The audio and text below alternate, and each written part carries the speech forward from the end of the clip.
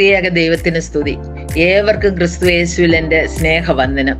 BC 700 മുമ്പ് ജീവിച്ചിരുന്ന വലിയ പ്രവാചകനായ യെശയ്യാവിൽ കൂടി യഹോവയാൻ ദൈവം പ്രവചിച്ച വചനം 21-ാം നൂറ്റാണ്ടിലും ശക്തി പ്രാപിച്ചുകൊണ്ടിരിക്കുന്നു. അന്ന് ദൈവത്തിന്റെ മുഖം അന്വേഷിച്ചവരെ തെരഞ്ഞെടുത്ത് ദൈവകൃപ അവരുടെ മേൽ പകർന്ന് അവരെ ശുശ്രൂഷക്കാരായി തീർത്തു. ഈ കാലഘട്ടത്തിലും ദൈവം ഒരുവന്റെ മേൽ ദൃഷ്ടി വെച്ചിട്ടുണ്ടെങ്കിൽ അവൻ ഏത് ജാതിക്കാരനായാലും ഭാഷക്കാരനായാലും പണ്ഡിതനോ പാമരനോ ധനികനോ ദരിദ്രനോ ആണെന്നോ പെണ്ണെന്നോ വ്യത്യാസമില്ലാതെ ഏത് അവസ്ഥയിലായിരുന്നാലും ദൈവിക വേലയിലേക്ക് ദൈവം അവരെ കൊണ്ടുവരും.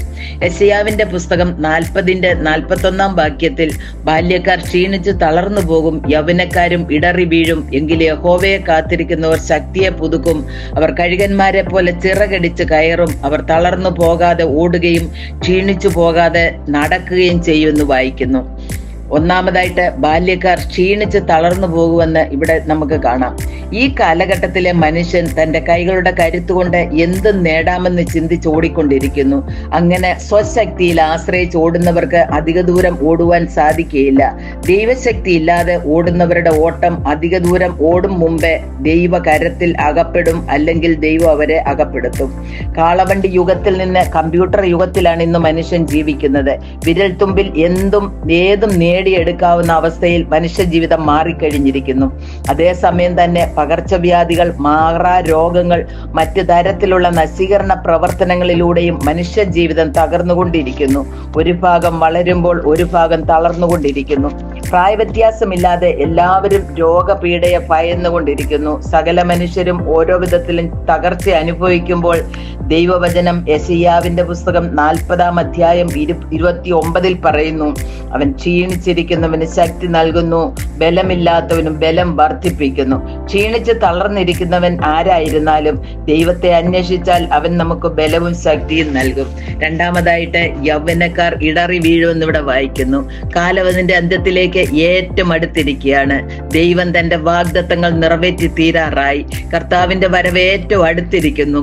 ലോകത്തിന്റെ ജ്ഞാനത്തിലും കഴിവിലും മാത്രം ആശ്രയിക്കുമ്പോൾ ലോകം കണ്ണുനീരും വേദനയും മാത്രമാണ് തരുന്നത്. ജീവിതം തകർച്ചയുടെ വക്കിലെത്തുമ്പോൾ, ലൗകികമായി നേടാൻ ആഗ്രഹിക്കുന്നതൊക്കെ നഷ്ടമാകുമ്പോൾ, മാനുഷിക സഹായങ്ങൾ വ്യർത്ഥമാകുമ്പോൾ യേശുവിൽ ആശ്രയിച്ച് അവനു വേണ്ടി ജീവിതം സമർപ്പിക്കുന്നവരുടെ ജീവിതം ധന്യമാകും. മൂന്നാമതായി യഹോവയെ കാത്തിരിക്കുന്നവർ ശക്തിയെ പുതുക്കും എന്ന് കാണാം. ഒരു ദൈവ പൈതൽ ദൈവത്തെ അനുസരിച്ച് ദൈവകൃപയ്ക്കായി കാത്തിരിക്കുന്നു.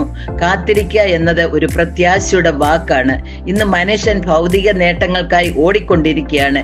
ഏത് പ്രതിസന്ധി ഘട്ടത്തിലും ദൈവമുഖം അന്വേഷിച്ചാൽ, ദൈവശക്തിക്കായി നാം ഏൽപ്പിക്കപ്പെട്ടാൽ അവൻ നമ്മെ ശക്തിപ്പെടുത്തും. മറ്റുള്ളവരുടെ പ്രേരണയാൽ ആത്മീയ ജീവിതം നയിച്ചാൽ യേശുവില്ലാത്ത പടകായി നമ്മുടെ ജീവിതം മാറും. കാറ്റും കോളും നമ്മുടെ പടകിനെ മുക്കിക്കളയും. നാലാമതായിട്ട് കഴുകന്മാരെ പോലെ ചിറകടിച്ച് പറന്നുയരും. കഴുകന് വലിയ സ്ഥാനമാണ് വിശുദ്ധ വേദപുസ്തകം നൽകുന്നത്. ദീർഘദൃഷ്ടിയുള്ളതും ദീർഘായുസ്സുള്ളതും കൂടുതൽ ഉയരങ്ങളിലേക്ക് പറന്നുയരുന്നതും ശക്തിയെ പുതുക്കാൻ സമയം കണ്ടെത്തുന്നതും ഉയരങ്ങളിൽ കൂടുകെട്ടുന്നതുമായ പക്ഷിയാണ് കഴുകൻ. ഒരു ദൈവ പൈതലിന് ഈ ലോക ജീവിതം ശാശ്വതമല്ലെന്നുള്ള ബോധ്യത്തോടുകൂടെ ഉയരത്തിലുള്ളത് ചിന്തിക്കുവാൻ ഇടയാകണം. അഞ്ചാമതായി, ഒരു ദൈവ പൈതൽ തളർന്നു പോകാതെ ഓടുകയും ക്ഷീണിച്ചു പോകാതെ നടക്കുകയും ചെയ്യും. ദൈവമുഖം അന്വേഷിച്ചിട്ടുള്ള തന്റെ ഭക്തന്മാരെ ആരെയും അവൻ വഴിയിൽ ഉപേക്ഷിച്ചിട്ടില്ല. വിളിച്ചവൻ വിശ്വസ്തനാണ്. ക്ഷീണിച്ചവർക്ക് ബലം നൽകി പരിപാലിക്കുന്നവൻ, ചതഞ്ഞ ഓട ഒടിച്ചു കളയാത്തവൻ, ഓട്ടക്കളത്തിൽ പിൻപിൽ തഴഞ്ഞു കളവാൻ ദൈവം സമ്മതിക്കുകയില്ല. ഈ വിശ്വസ്തനായ ദൈവത്തിൽ ആശ്രയിച്ചുകൊണ്ട് ജീവിത നൗക അക്കരെ എത്തിക്കുവാൻ ദൈവം നമുക്ക് ഓരോരുത്തർക്ക് സംഗതിയാക്കട്ടെ എന്ന് പ്രാർത്ഥിച്ചുകൊണ്ട് എന്റെ വാക്കിൽ നിന്നും വിരമിക്കുന്നു. ദൈവം എല്ലാവരെയും അനുഗ്രഹിക്കട്ടെ.